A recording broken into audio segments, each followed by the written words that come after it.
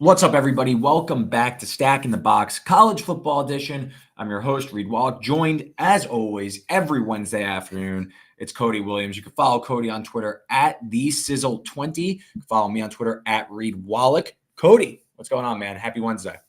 Happy Wednesday, man. I'm excited. It's the home stretch. We're getting close to figuring out what these conference championship matchups are going to be, a little bit more about what the playoffs going to look like. And, it's the best time of year, man.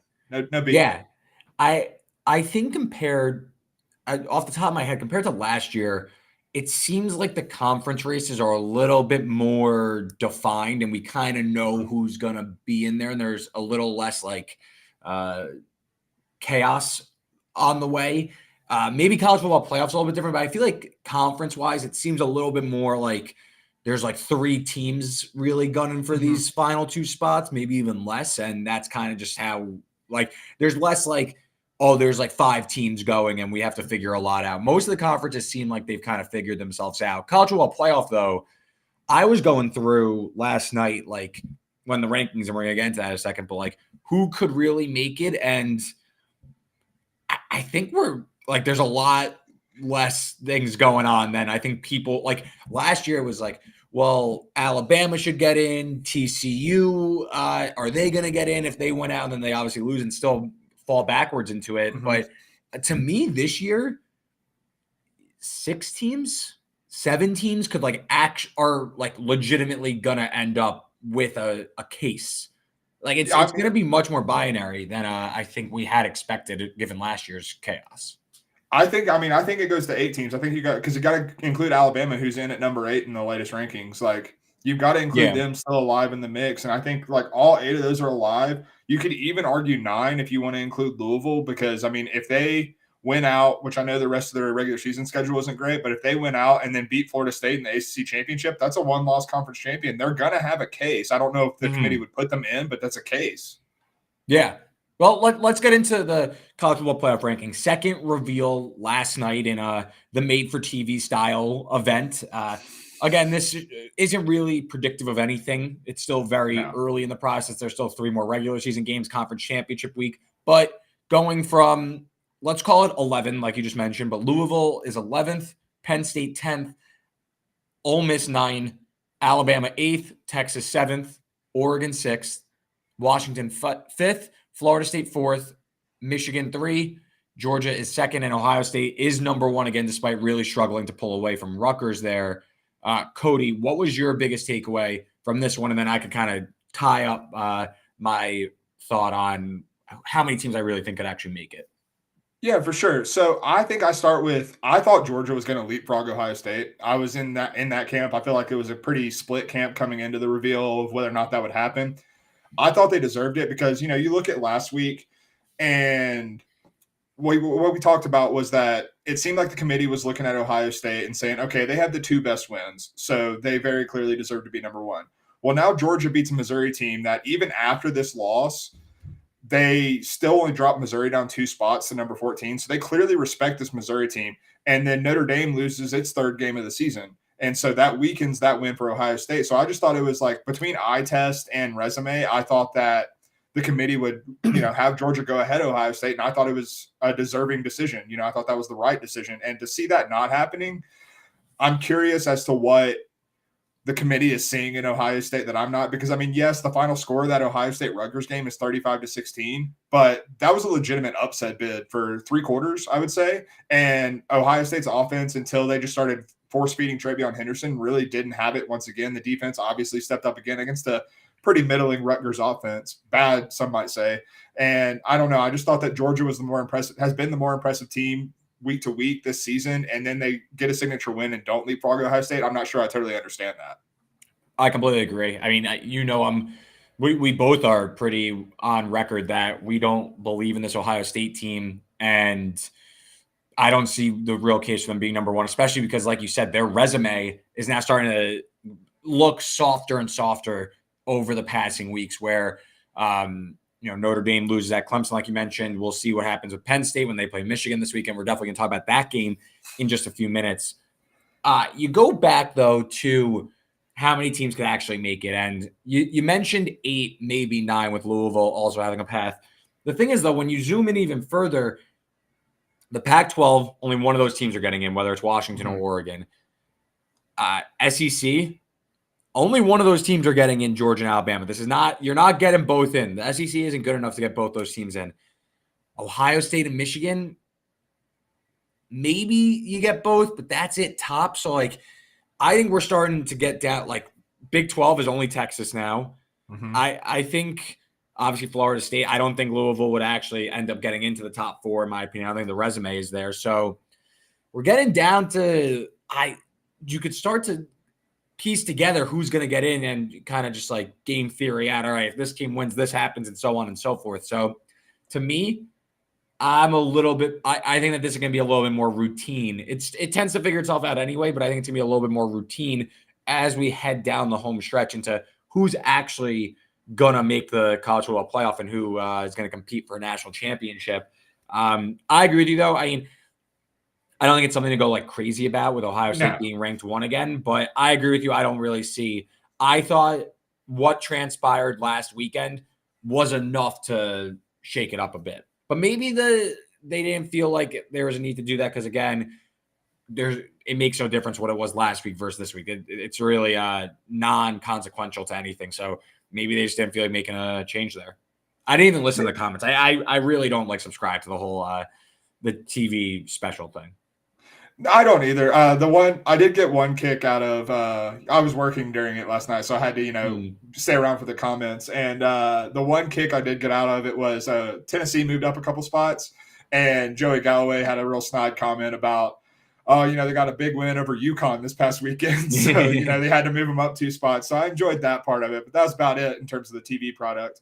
But no, I agree with you. I think that what's interesting about this year's college football playoff is, you talk about Ohio State, Michigan, and how we've seen in years past, just last year, that Ohio State lost the game and then still got into the playoff. And we've seen that previously. Like, the loser can still make it of that game, can still make it even as a non-conference champion, not even playing in the conference championship game.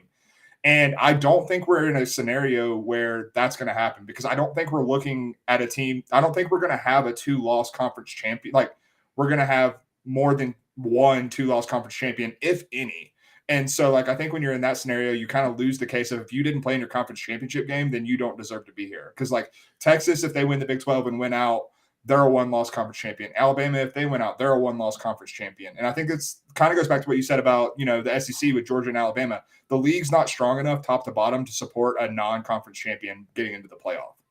Yeah, I agree. And I think what's going to end up being the most intriguing debate, and like a legitimate one at that, is if Texas and Oregon run the table. Because you could pretty easily make a case that one of Michigan and Ohio State are going to run the table. So you have like undefeated Big Ten champion. You have, let's call it undefeated Georgia. You have undefeated Florida State. Those 3 are auto in, no matter what. They're in with a bullet. So, okay, it's the 4th spot. You either have, assuming chalk holds, you have undefeated Washington or 1-loss Oregon Pac-12 champion, and then 1-loss Texas, where now you're starting to compare, though. Texas's loss to Oklahoma is getting weaker by the passing week, and they're also, what did Oklahoma State come in at? Oklahoma State came in at 15th. That's who they're probably going to end up playing in the Big 12 championship. If that holds, I'd say that's a little bit more like volatile, that outcome. Yeah, all of a sudden, definitely. Texas beats Alabama. They have probably the crowning win, but all of a sudden that loss is starting to look worse. And I think you have an intriguing debate between Oregon and Texas. That's one where, like, that's a true spirited debate there, if that's the situation that arises. No, 100%, because you go on the flip side of that, Texas has a better resume in terms of the wins. Like, the Big 12 top to bottom is better than some of the schedule that Texas has played is better than what Oregon has played this season. You think? I absolutely believe that. Absolutely. I would take Kansas State over half the teams in the Pac-12 this year, 100%. And Texas just beat them with a backup quarterback. Granted, they almost lost it, but they just beat them with a backup quarterback. And Greg McElroy was making this point last night on the show. Going back to the TV, he said that Alabama and Texas have a case to be ranked ahead of Oregon right now because of the lack of strength of schedule that Oregon has played to this point. I don't know about that. Oregon smoked Utah at Utah. If we're talking about rankings, they're ranked 18th. I understand that, but I think that that's their only team. That's their only win against a team above 500. Oklahoma's 17th though, and Oregon's loss was on a last minute scoring drive at Washington, who's undefeated and ranked 5th and has a Heisman Trophy favorite. I don't know about this one. And see, if you think about I'm playing devil's advocate. Yeah, I think like that's one where you're gonna get a lot of strong opinions. Like to me, everything else seems like it's gonna fall into place. But if that situation, like if that permutation of the playoff where it's one loss Oregon and one loss Texas, that's like to me like a really, really hot button debate where you're gonna get a lot of interesting opinions on who should get in. And listen, if Oregon's ahead right now, which they are, they're 6th and Texas is 7th. You project out the rest of the schedule. Oregon, throw USC out, but Oregon gets an Oregon State team that is ranked 12th in the college football playoff. And then they play what we assume is Washington in the Pac-12 championship game. Texas doesn't have those games anymore.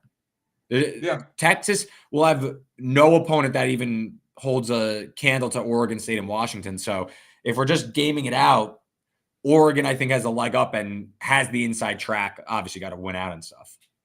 No, 100%. But I mean, I think it's to your point that we're already getting a little heated and a little hot debating it, and it hasn't even happened yet. And like, I think that's to your point. Like, it's a very interesting argument because I would still contend that, Texas has a win over Alabama, and then they would have a win over Oklahoma State, and they would have a win over Kansas, who Kansas is trending. Like they're a top 20 team, I believe, now in the current rankings. Yes, 16. So they have a win over Kansas handily. They beat the absolute dog crap out of Kansas too.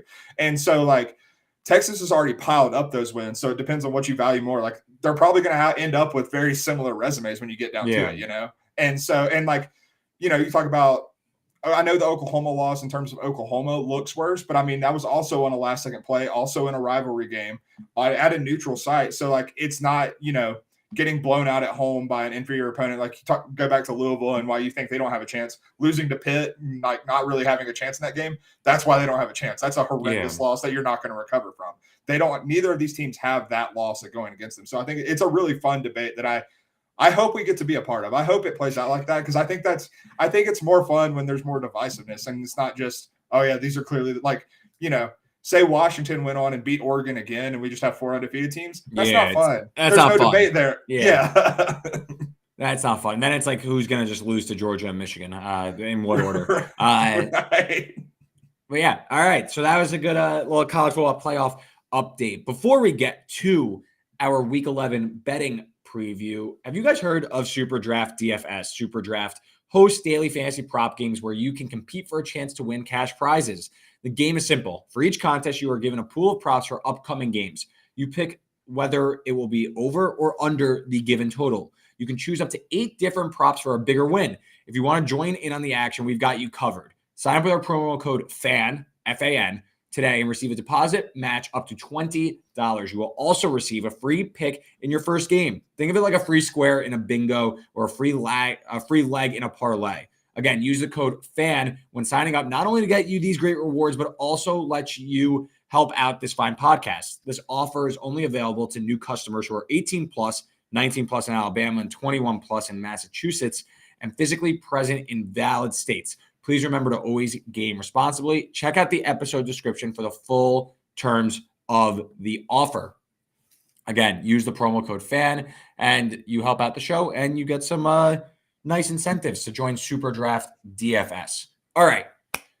So, same thing as last week. I went 4-2 as I try to climb back to 500. Cody 3-3, staying steady, hanging around. We got 3 weeks of regular season action, and I imagine we're going to do some sort of bowl bonanza thing where we're going to pick a bunch of games.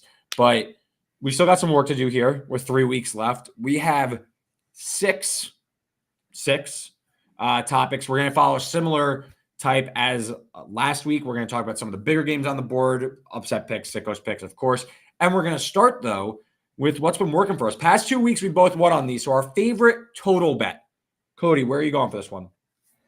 I'm going to the Temple, South Florida game, and I'm taking the over 67 in this. We've talked a lot about you more than me. The Dilfer Blazers and UAB being just an over machine. Well, South Florida's kind of getting to that level. I think we may have mentioned that last week.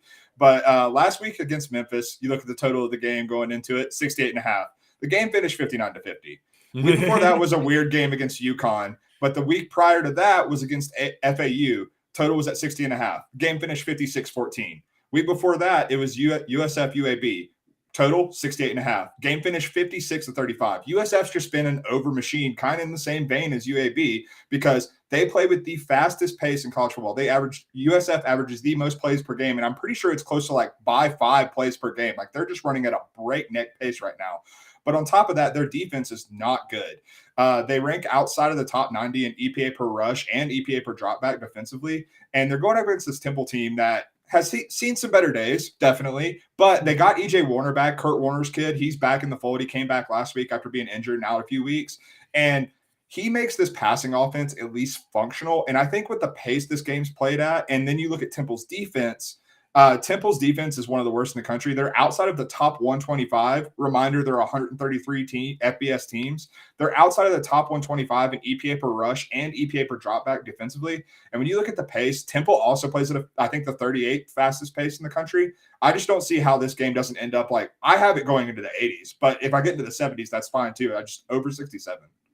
Yeah, no, I agree with you. This game should be a shootout. USF, like you said, the pace really just they're playing at such a Alex Golish, who comes from Josh Heupel's Tennessee offensive staff, has like immediately implemented that type of scheme where they're going to play super fast, but also on the defensive side, they blitz a ton and it leaves them susceptible to like big plays on the backside. So EJ Warner could definitely cook. I mean, this is a Temple team that I was super high on going into the year. I took their win total over. I clearly whiffed on that one. If they win out, I actually could hit, but I'm not counting on it. But EJ Warner got banged up also. Mm-hmm. The offense kind of sputtered early, but it looks like now that Warner's healthy, they are starting to pick it up a little bit. I think it was like 32-18 against Navy last week. So I like your overlook here. You mentioned the Dilfer Blazers, and where else would I go? Favorite total bet. It's obviously UAB Navy over 54. This thing is unbelievable. Every week, UAB overs. I don't every week, it is an absolute cash cow. We're coming off a game where UAB beat FAU 45-42 at home. So we're going to go to this again. And I know you're saying to yourself, oh, but Reed, like Service Academy, triple option, slowest tempo in college football. There's no way that there's going to be enough plays to get this over. Again, you're playing UAB. It's going over. Don't worry about it. They can't. It does not matter, especially when you have this type of matchup where it's going to be strength on weakness, and on the other side, it's going to be that UAB strength against Navy's weakness. So let's start with the Navy side. Triple option. We know all they want to do is run. They want to push downhill. UAB, 131st in EPA per play. That is the third worst mark in the entire country. They are 130th in success rate. They are bottom 5 in defensive line yards. So defensive line yards is basically, are you being pushed backwards? Are you like getting are you pushing the offensive line back, or are you being pushed backwards? UAB is bottom 5 in that. Navy, all they want to do is push the defensive line backwards. So I think Navy's going to be able to hit a bunch of explosive in this game.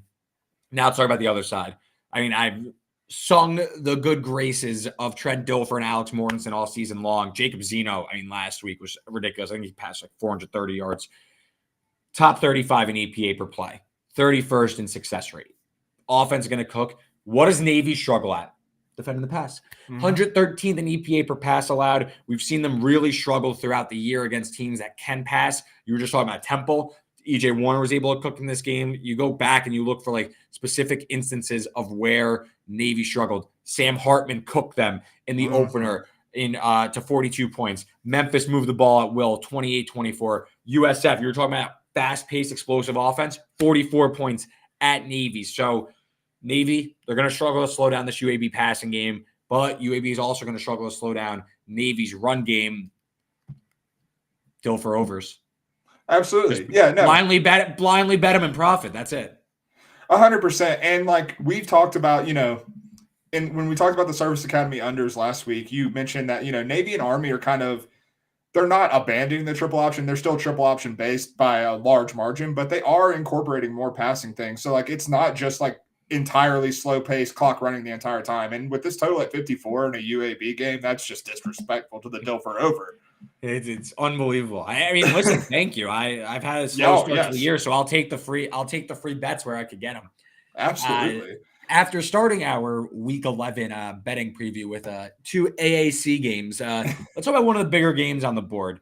One of the biggest games of the season we're going to see. It's Michigan taking the trip to Happy Valley to take on Penn State. Michigan, money came in on Penn State this afternoon. Michigan now about a 4-point favorite, total sitting at 44.5. Yep, 44.5, 45 if at certain books, depending on how you want to treat this game. Cody, what are your thoughts on this one? Michigan, it's going to be their first time playing a ranked foe this entire season, so I think there's a lot of conversation around that. Like, how good is Michigan really? Penn State, the one time that they played a ranked opponent, though, they struggled quite a bit. The offense didn't score until the final minute. The defense held up all right, but again, we are just off talking about how much Ohio State's offense has struggled. Cody, how do you see it? I'm taking Michigan -4, man. I understand that the Wolverines have not played anybody, and that, the first time you're seeing like a quality opponent, like a high-end quality opponent, it being on the road in a place like Happy Valley, that might scare some people. It does not scare me. I expect Drew Allard to actually play a little bit better than he did in that Ohio State game. I think he kind of got deer in the headlights a little bit in that first ranked-on-ranked matchup in the Big Ten, and that first time for him to prove himself. And I expect him to play better, but I don't think it's actually going to matter against this Michigan defense. And that's not necessarily because of their secondary, but I just don't think that the Penn State pass catchers have the juice, more or less. Like, we've seen it time and time again. These guys are Jags, like, more or less. Maybe Jag plus, but they're not. They are not separators. They are not game changers at the wide receiver position. They brought in Dante Cephas from Kent State, hoping that he would be that guy, and he hasn't been. Oh, God, I'm totally blanking on another guy's name. Lambert Smith. Thank you. Yep. Harrison Wallace hurt too. Yeah, and so, like, they just have these guys, and they can't separate. And I think that's a big problem against Michigan, because you look at this Michigan front, they grade out as a third best pass rush grade on PFF this season. And this Penn State offensive line, do they have Olu Fushanu, who's going to be a top 5 pick in the NFL draft? Like, left to right, this isn't an offensive line that has consistently held up. We saw it in that Ohio State game. Drew Allard was under a lot of pressure. And this defensive front from Michigan is going to pass rush and get after Allard and force him into mistakes and force him into quick decisions. And when these receivers aren't separating, I just don't see how Penn State is going to score in this game. On the flip side of the ball, I think that when you look back at what Michigan's done this season, obviously they beat the absolute crap out of everyone they played when they played lesser competition. This Penn State defense is very good. I still have faith in them, even though, their one test was against Ohio State, an offense that we don't think is that good. I still have a lot of faith in this Penn State defense, but I think Michigan's offense, top to bottom, is just that good. I think they have Roman Wilson on the outside to attack these corners that have underperformed a little bit this season. Kalen King came in as a potential top 10 pick in the 2024 draft, and his stock has dropped because he's kind of not had the season that we were hoping for. Chop Robinson may return for this game. We don't know. So that's like a big-time pass rusher that don't have. And you look at this Michigan run game. I swear they've run like maybe 5 separate schemes in terms of the run game all season. Like, they just it's like, all right, you're going to hit the A gap. All right, you're going to hit the A gap. And it's just the same thing over and over again, rinse and repeat. I think they have something left in the tank. And I think that specifically is going to be JJ McCarthy using his legs a little bit more. I think that's kind of the difference maker in this game, is McCarthy showing off his dynamic ability as a runner. And I think that Michigan it's not going to be a blowout. I actually kind of like the under in this game as well, but I think Michigan -4 is just too low of a number. Yeah, a lot of great points there. I do wonder about Blake Corum I think we should look about it on this show, but Blake Corum, maybe after the knee surgery last year, maybe he's just kind of lost a step a little bit. Not as dynamic, in my opinion. That being said, I think Michigan is going to work Penn State pretty good. I think Michigan wins by double digits pretty handily. And I think Michigan might be sitting on a big performance here. Maybe like one where everyone's like, oh, maybe like they really are just that good. Like, that's, I think, what the narrative is going to be coming out of this game. Doing some work on this game. I don't know how Penn State's going to score. Penn State, okay, so let's like set up a timeline here. Penn State looks like garbage on offense against Ohio State, right? Like, they can't move the ball. Drew Aller's like 18 of 42. They don't score a touchdown until the end of the game. Okay, great. So since then, they scored 33 against Indiana and 51 against Maryland. Let's like now zoom into how they scored those. Penn State struggled to move the ball against Indiana the entire game. They had less than 5 yards per play. They almost lost the game at one point with 2 minutes left or however much. Aller throws a pick. Indiana plays for a field goal. They tie the game. Aller hits one of his very few creates an explosive play, touchdown Penn State, then a safety, which I'm well aware about because I bet the Penn State team total over in that game. And if they would have just picked the ball up for a touchdown, it would have hit, but it was a safety regardless. Penn State scores 33, but not as explosive as you'd think. Then they score 51 against Maryland. That game, like that scoreboard is not indicative of what happened in the game. They had 400 total yards of offense, and they scored like 30 points in the fourth quarter when the game was over. So I don't think Penn State has solved their offensive issues and their lack of explosiveness. When Drew Aller has taken deep down the field, about 30% of his throws have gone 10 or more yards down the field, including 47% of those. And we spoke about this when was it the Ohio State game maybe, where the lack of explosive plays. If everything is going to be short of the sticks for Penn State, Michigan's going to load up the box and put more pressure on Aller. They're not going to respect them. They're going to trust their veteran secondary to limit those big plays if they're even coming. So, and I know we spoke about this with Clemson. When you don't have an explosive play threat and you can't generate those, put so much pressure on your team to sustain 9, 10 play drives, get into a rhythm, stay ahead of schedule, again, especially against top 5 defense in the country at worst. Yeah. I just don't see where Penn State's scoring. Now let's look at the other side, because I think Penn State, they're obviously a very good defense, but I think they're worse than I had expected this season. And when I was diving into this game, their coverage grade looks really good. They grade out, according to Pro Football Focus, the 25th best coverage unit in the country. I looked a little bit deeper into that, though, and a lot of that is based on their ability to dominate the crappy opponents that they've played. When they have played teams that are top half of the country in EPA per pass, so not even a high bar, I'm saying, just passing games with a pulse. That's 4 teams. That is Ohio State, West Virginia, Indiana, and Maryland. Those 4 teams. Penn State has a coverage grade of 62 out of 100. That would be, if you extrapolated across the entire season, 125th in the country out of 133 FBS teams. So Penn State, they don't look as good when they're playing teams with a competent passing game. So we said Penn State can't score, and they can't generate long sustaining drives. We think that their secondary is overrated. So can J.J. McCarthy pick it apart? Oh, absolutely, Cody. Absolutely. I've said J.J. McCarthy, I think he's the best quarterback in college football this year. He's number 3 in opponent adjusted EPA per play. Also, we're talking about that vertical passing game. 37% of J.J. McCarthy's throws have been 10 yards or further. He's completing 66% of those. Yeah. And we were fawning over Jalen Milroe completing 60% of those throws, and McCarthy's got a higher completion rate there. I think Michigan is going to pull away early, sit on this one, and suffocate Penn State. I think they win by 2 scores. I think I don't know how you're lining up to bet Penn State here with the way their offense has proven that they can't move the ball. I guess you're saying, yeah, Michigan's overrated. They haven't played anybody, but they've won by an average margin of 31 points per game. That's what I'm saying. I think you could if they struggle to win these games, that's one thing. But it's the manner in which they are destroying these teams that I think it actually will carry over into this game. And I mean, we're talking -4 here. You really have to hope that Penn State's defense has you mentioned the injuries to Chop Robinson. Maybe he's back, but I don't know. I just don't see it. You got to think Penn State could force a few turnovers or something if you think that they're going to cover. No, 100%. And when I'm thinking about dominant teams, if they haven't played a tough strength of schedule like Michigan in this instance, what you want them to do is absolutely dominate and leave no doubt that they're far and away the better team. And that's all they've done. They literally have not shown weakness this entire, even the game against Bowling Green when J.J. McCarthy, for whatever reason, started pissing down his leg and throwing 3 interceptions for reasons it's still the wildest, stat line I've seen all season was J.J. McCarthy 3 picks against Bowling Green. Only 3 interceptions on the year.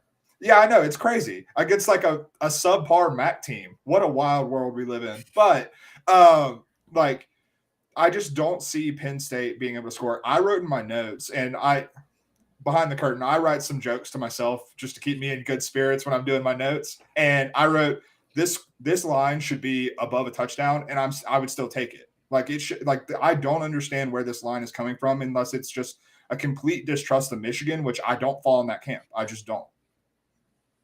Yeah, and if you want, like, I'll move on a sec, but I think the sign stealing thing is starting to hit a point where we're losing rational thought. It's losing a lot of steam, and it's nothing more than a sideshow. I think the way Michigan's handling it isn't a distraction.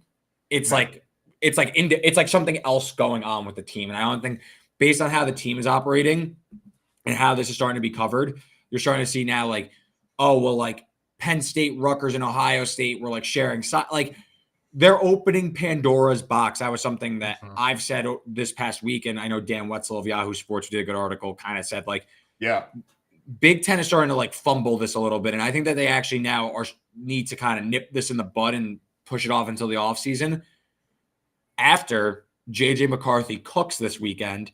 And Michigan puts probably the most impressive win on this calendar year on the board. JJ McCarthy Heisman. He's drifted out to like 16-1 at FanDuel for one. I saw one reporter said like he has a vote and he's like just not voting for JJ McCarthy. Okay, that's cool. But I think McCarthy's Heisman campaign hasn't even started yet. He has the two biggest games left in the regular season across the entire country. If Michigan is as good as we think, and McCarthy plays as well as I expect him to on Saturday, he will go back to being like probably the second choice, maybe third choice behind Nix and Penix, assuming they win this weekend. Like in short order. I think it's absolutely ridiculous. He has the same odds as Jaden Daniels. Jaden Daniels has a better chance to win the Heisman as I do. Like he has zero chance. So I think people are just caught up in the sign stealing story, and I actually think it's going to really start to go away. And based on the reporting, it seems like the Big Ten's losing steam in this investigation, and I think Michigan's going to survive this this bleep storm. And McCarthy's going to come out the other side, and he's still very live for the Heisman. Guy's thrown 8 fourth-quarter passes this entire season. If Michigan runs the table, and I'd say if Washington loses a game, if Washington runs the table, Penix will probably win, and rightfully so. But, like, if this becomes like a Bo Nix, J.J. McCarthy debate, that doesn't pass the smell test for me. Like, one-loss Pac-12 with, like, really good stats against an undefeated, like uber efficient quarterback on like the best team in the country. Just don't know if that like really sits right with me. No, it definitely doesn't. And like going to the point about like, the sign stealing stuff, I think one of my hot takes that I'm formulating is that I think we're going to drift towards, especially after this game, when we both agree that Michigan's going to win handily. I think after this game, we're going to see the narrative kind of shift to, oh, did it actually matter that much? Because like, there's no way they're stealing signs right now because you would hope. But like with all the focus being on them, there's no way they're doing it. If they go out and they're still dominant and they're still doing this, like I think the narrative is going to shift to where people just care less because it's like, oh, maybe Michigan's just that damn good. Yeah, great stuff there on Michigan, Penn State, and the Heisman Trophy. All right, let's go. We mentioned the Pac-12 just now. First, let's get to SEC. Georgia, Ole Miss. Georgia takes care of business against Missouri. I think Missouri put together a really strong effort, kind of just ran out of gas. Yeah. Georgia wins, doesn't cover. And now welcome Ole Miss, a team that I thought was going to just absolutely run away with the game against A&M. Block kick, return for a touchdown for A&M, ends up being a game. Ole Miss is a game-winning touchdown drive. Ole Miss goes between the hedges here, night game, catching 10.5, total of 58.5. Cody, how do you see it? I'm taking the dogs in the 10.5. I think Ole Miss is one of the biggest frauds in the country, if I'm being completely honest with you. I understand, given their record, why this line is where it is, but this defense is not good. They rank 57th overall in defensive success rate this season, but when you look at the teams they played, that's not impressive. And the situations they played, I should say. They played Tulane's backup quarterback. They played Vanderbilt's backup quarterback. Vanderbilt's backup still they only put up 7 in that game. And you look at that, no, Vanderbilt's offense, well, it's Vanderbilt's backup. A&M's was playing with the backup, Max Johnson. And in the late stages of the game, after the block kick, he tore up this Ole Miss defense. And then they also played Auburn as a general whole, and Auburn still put up more than 20 on this defense. I just don't have faith in anything other than the pass rush on this Ole Miss defense. And you look at this pass rush, Georgia might get Amarius Mims back for this game. And this Georgia offensive line's performed well enough. Like, I think Missouri's offensive or defensive front is better than Ole Miss's, and they handled them pretty comfortably and started running the ball well late in that game. And I think Georgia's able to combat the one thing Ole Miss does well defensively. And I think Georgia pretty much scores at will in this game. And then on the flip side of the ball, I understand that Georgia's defense is not what we've seen in years past, but I've also seen Lane Kiffin in these big moments, in these big games against particularly a secondary is strong. I think Georgia's secondary is the strongest part of this defense. I think it's one of the best in the country. And I think when you look at this Ole Miss offense, the one thing that would scare me would be Quinshon Judkins in this game. But I do think that to keep up with Georgia, that Ole Miss is going to have to throw the ball quite a bit. And I think we've seen Lane Kiffin enough times to where the narrative I see for this game is the same we've seen in a lot of Lane Kiffin big game moments. At halftime, I think it's probably close, maybe within a touchdown, maybe 3 points, either way.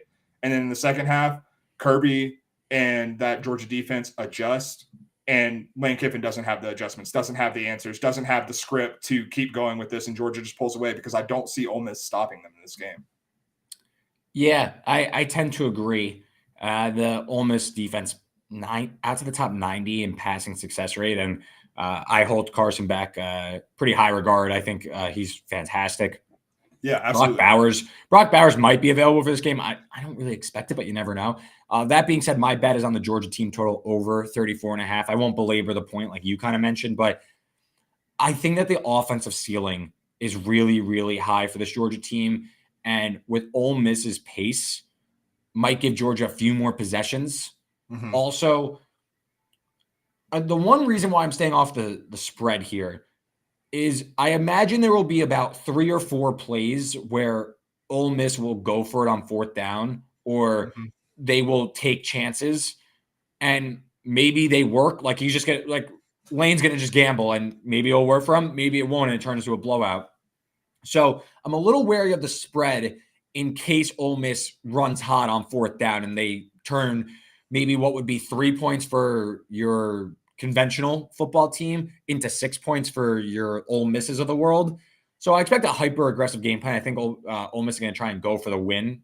Yeah. As opposed to try and just hang. I think Missouri, they tried to win. I think other teams, when they have played Georgia in the past, they kind of want to just compete. Rutgers against Ohio State. Rutgers wasn't competing for the win. Rutgers was competing to hang around and put up a good scoreline. It ended up backfiring, and they ended up not even covering a big spread.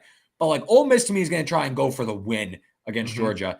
I don't think it's going to work. I think Georgia maybe gets a few extra possessions. They definitely score more. So, I need 35 from Georgia. I think they could do that. I think they could push to the 40s here against, like you mentioned, Ole Miss's defense. That's fairly overrated. I think the pace and the fourth down decision-making make me a little bit more wary of the spread than the team total. So a little bit of pivot for me, but I agree with a lot of what you said.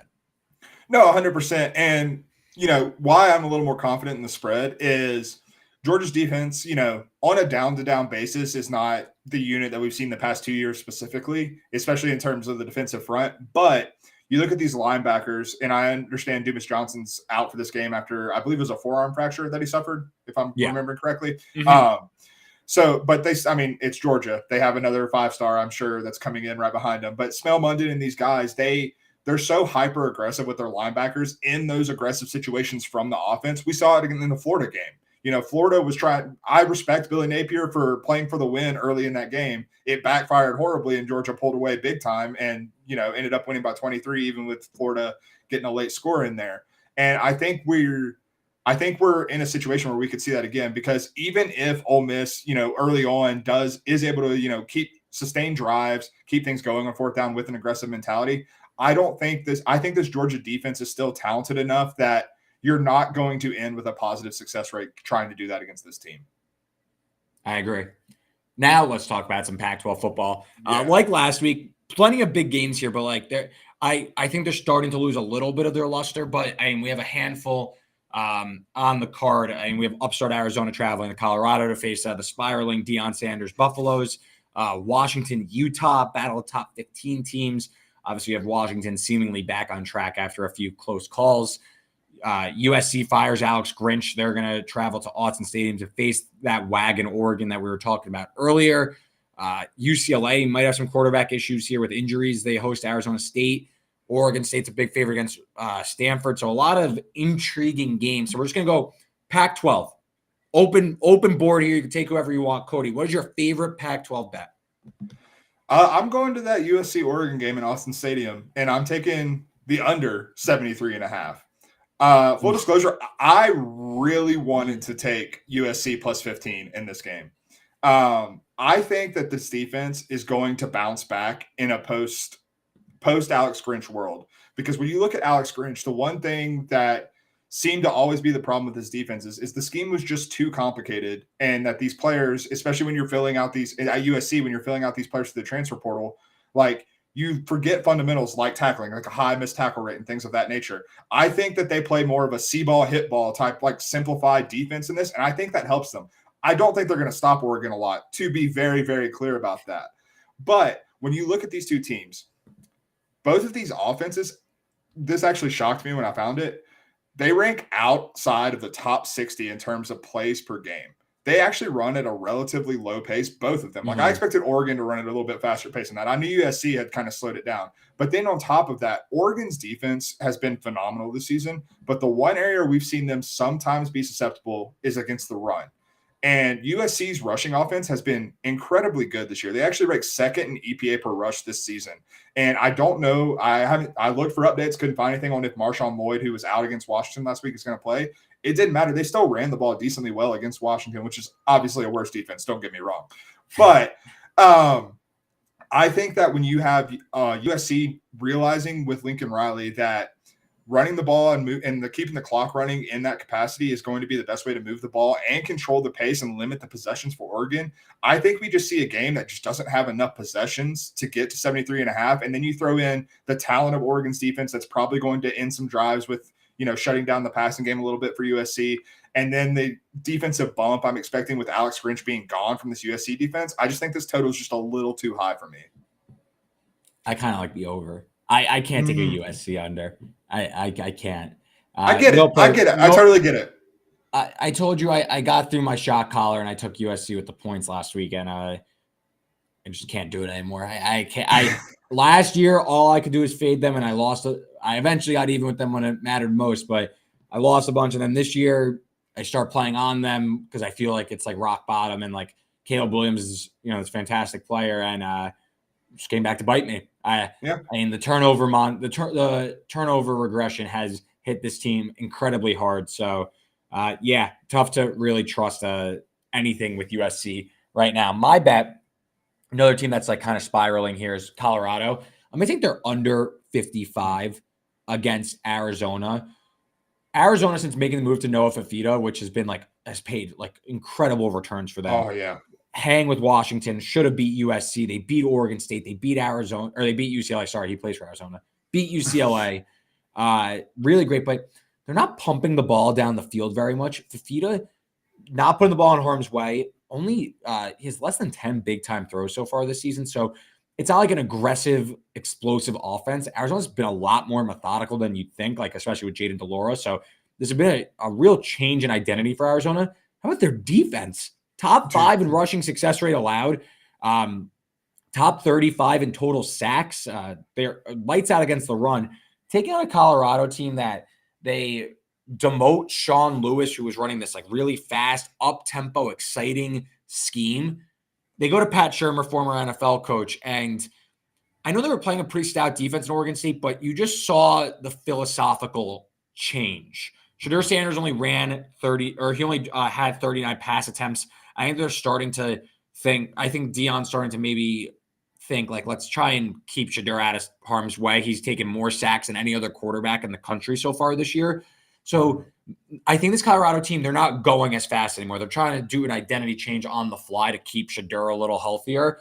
It's a little like that's a kind of my hypothesis on this.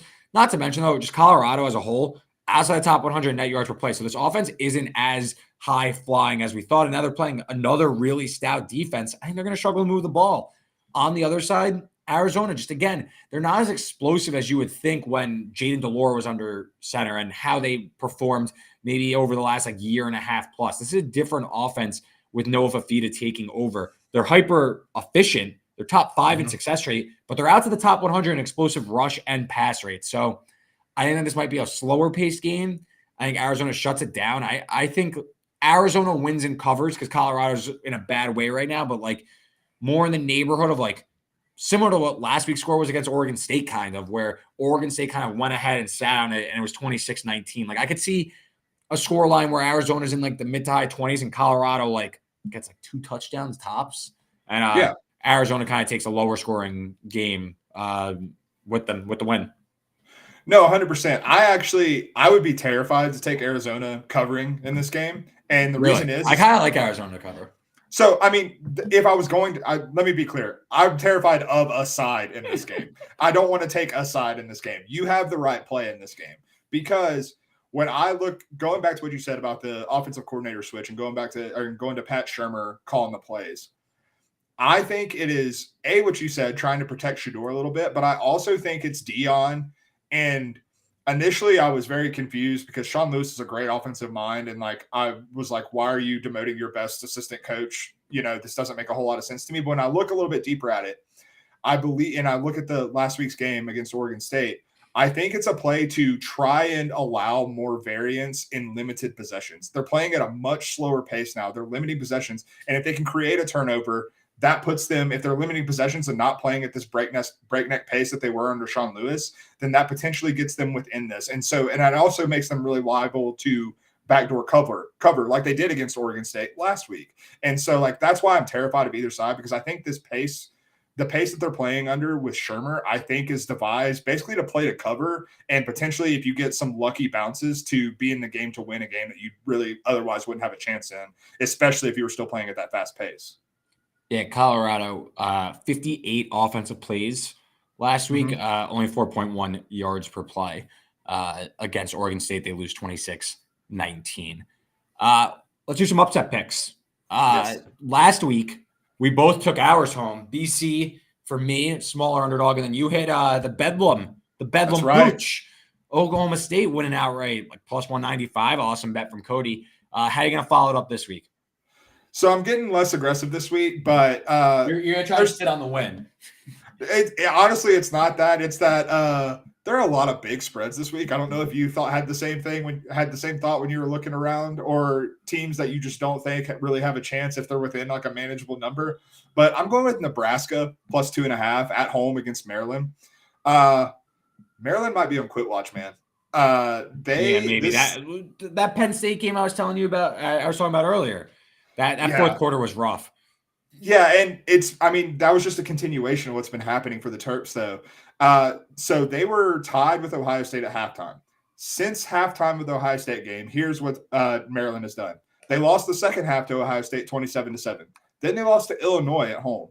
Then they lost to Northwestern and gave up 33 points to the Northwestern Wildcats on the road. And then they got shellacked by Penn State. We talked about the Penn State game, and that 51 points is a little misleading. But they just have looked lifeless. They looked on both sides of the ball. This defense is pretty middling. They're average, slightly above average, maybe when you look at the numbers. And yes, Nebraska lost to Michigan State last week. That's the Big Ten West for you. Anyone in the Big Ten West can lose in any week. But Nebraska is the best defense that I'm getting ahead of myself. Teaser right there. Nebraska is one of the best defenses outside of Penn State that Maryland has seen over that stretch, I would say. And then on top of that, you look at this Nebraska offense, and obviously we've talked about Heinrich Harburg. They're basically running the triple option. I think that's going to limit possessions and going to put a Maryland team that I don't think is motivated to do much of anything right now. Like I said, quit watch. I think that it's just going to limit the possessions and keep this game close. And I think Nebraska just cares more. They're fighting for bowl eligibility. This win could get them bowl eligible. It's at home. It's in Lincoln. I don't see this Maryland team caring enough to cover as a road favorite in this spot.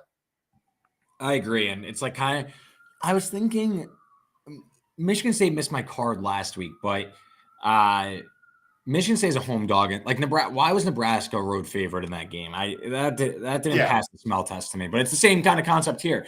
These middle to bad, I mean, they're all bad, but this like middle of the pack Big Ten.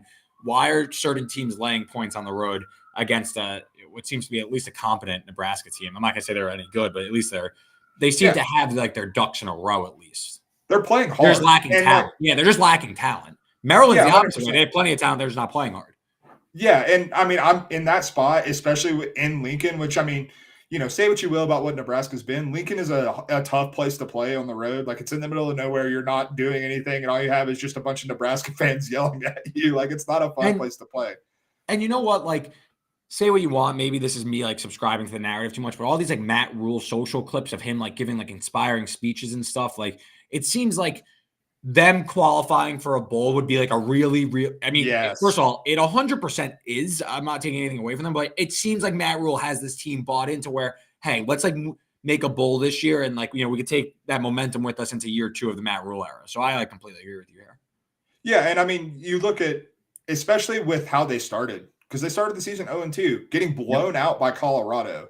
And we look at Colorado now, and that loss looks way worse than it did even at the time. And like, for them to get to this point where this win would give them bowl eligibility, like that's a real galvanizing thing. And I mean, let's be honest, I was inspired by some of the Matt Rule clips I've seen. Like, I want to go outside and hit the bag. Oh, absolutely. Yeah. We've got the sled out there. We'll get going. All right. My upset pick. I love this team, and I'm just going to keep riding them until the well dries up. Give me New Mexico State plus 4.5 against Western Kentucky. This New Mexico State offense with Diego Pavia in his second year as a starter has really, really taken off. They're top 15 in EPA per rush. I mean, this team is humming on offense. I mean, showing up in the results, they beat Middle Tennessee as a small home favorite. They win at Louisiana Tech as a dog. They smoke UTEP on the road. They beat Sam Houston State. They beat FIU. That's 5 wins in a row, all in conference play. They win this one. They're likely in the Conference USA title game. I think that's enough motivation against a Western Kentucky team that is trending in the complete opposite direction. Just mentioned how good this New Mexico State run game is. Diego Pavia, the quarterback, he does a lot of running. Monty Watkins, Jones, Western Kentucky, 114th in EPA per rush on defense. So really the weak point of this Western Kentucky defense is against the run. I think New Mexico State could run all over this team. And I know Austin Reed, last year's national leader in terms of passing yards. Anybody seen what Austin Reed's been doing the last few weeks and how this Western Kentucky team has performed? First of all, they're struggling in all second half. So even if New Mexico State is trailing early, Western Kentucky's falling apart in the second half. But they nearly blow a 4-touchdown lead to Louisiana Tech. They blow a lead to Jacksonville State and lose that one. They got smoked by Liberty. And then they beat UTEP on the road. But so they win 21-13. One of the ugliest games of the year. I don't even know what happened in this game, but no scoring until the middle of the second quarter. Western Kentucky was down 3-0 at halftime. They were outgained on a yards per play basis. I think that this Western Kentucky team might be running out of gas. There's been a lot of turnover in terms of the coaching staff over the last several years. I think that this team might be worse than we were led to believe as we get more and more data on them. This New Mexico State team, the complete opposite. I think that they are trending up with that run game. So, yeah, I like New Mexico State to win this one outright. Definitely cover. No, 100%. I love this pick as well. I want it to be a little different. You got your picks in first, but I had this one circled as well. And you can't underestimate the New Mexico State vibes. With that win last week, they're now bowl eligible in back-to-back years. Do you know when the last time that happened was for New Mexico State? Could not tell you. 1959 and 1960. It's been 60 years. So, the vibes could not be higher for Jerry Kill's team right now. But on top of that, when I look at this Western Kentucky team, people are still looking at, what Austin Reed was last year, what this Western Kentucky offense has been at times. And the thing that you forget is, especially at the group of 5 level, but really any level of college football, but particularly at group of 5, it is hard to sustain that no matter how good your system is. Even if you have a proven quarterback, the weapons start to diminish. One guy gets hurt. then things start to fall apart. It's just really hard to sustain that. And this is not the same Western Kentucky offense that we've seen. And the defense is even worse. So, like, I love this play. It's not your father's Western Kentucky offense. That's right. Let's do our Sickos pick before we get out of here. You teased it before, but this is pretty sick, I think. Yeah, I mean, it's an Iowa football game, so of course it's sick. Iowa team total under 14.5 against Rutgers. Reed, trivia question for you. Who's the offensive coordinator at Iowa for the rest of the season? I actually have no idea. I completely unsubscribed from it after they fired Friends. Oh, he's finishing out the year. It is still Brian Ferentz. Oh, it's still. So why'd they make that? Why'd they put that press release out there? No idea. But now you have the worst offensive coordinator in America coaching as a lame duck. And we've seen it over the past 2 weeks. Against Minnesota, they scored 10 points. And last week in the win against Northwestern, they scored 10 points. Rutgers grades out as a better defense than both of them.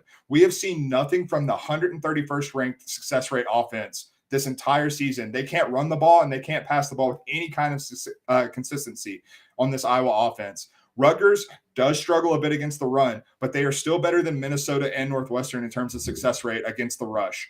I think, and then their pass defense has actually been really, really good this year, Rutgers. And I think that could lead to turnovers. I just don't see a world where against a competent defense, perhaps any defense, if I'm being really honest at this point, where Iowa scores more than 2 touchdowns. I understand with Iowa, the big fear is always pick 6 or something ugly because it is Rutgers and their offense has been a little hit or miss, and this Iowa defense is still very good. I honestly don't care. I do not see this team. I think this is another slugfest. The game total is at 28 in some books. Yeah. 20 freaking 8. Yeah. Well, I mean, they put it at 29.5 last week and they scored the game into 10-7. So they have to keep pushing it down. And 14.5 is, I don't understand where that number is coming from. And if I'm getting the hook over 2 touchdowns, I'm taking it every single time. Just crazy. It's literally like Stone Age football. It's just out of control. It's like when the last time New Mexico State made a bowl game. Back year. Exactly. My Sickos pick. I this is the first week all year where I saw the opening odds and I felt like it was we're starting to get good here. We're the market's starting to take shape, and I'm like, okay, there's less to fire here. I'm I'm a high volume type of better. So not as sick, but pretty random. And I want to give some love to this team anyway, but Texas State -1 against Coastal Carolina. I don't think Grayson McCall is going to play. He had a really serious injury a few weeks ago, the concussion. He got stretchered off. It was super serious. I know Coastal Carolina has 2 wins now without him, but they beat Marshall, who quit, and they beat Old Dominion, who's pretty bad anyway, one of the bottom half of the Sun Belt teams.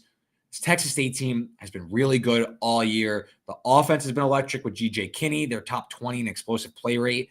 And the defense, top 30 in tackles for loss this season, super aggressive. The Coastal Carolina offensive line really struggling all year to get any sort of push.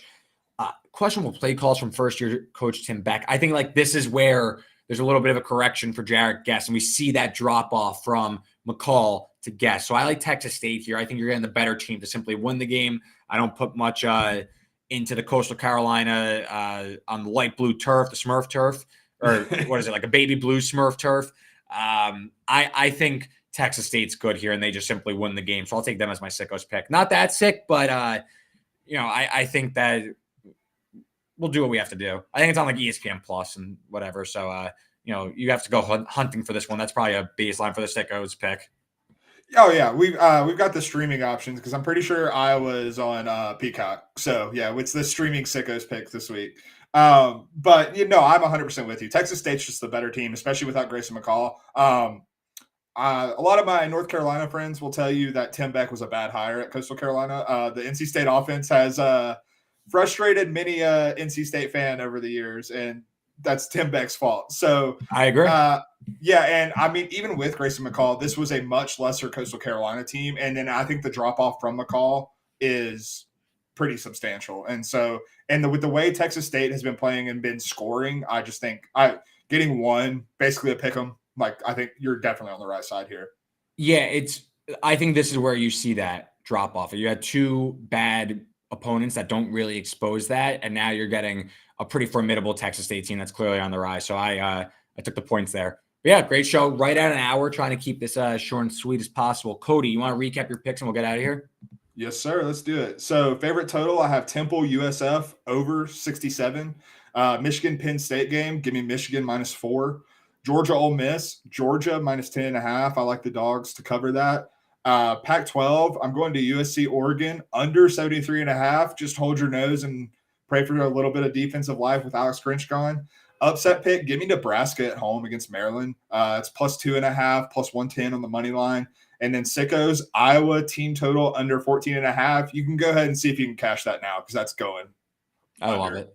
I love it. All right. For me, I took obviously the UAB Navy over 54. Shout out Trent Dilfer. I took Michigan -4 against Penn State. Took Georgia team total over 34.5 against Ole Miss.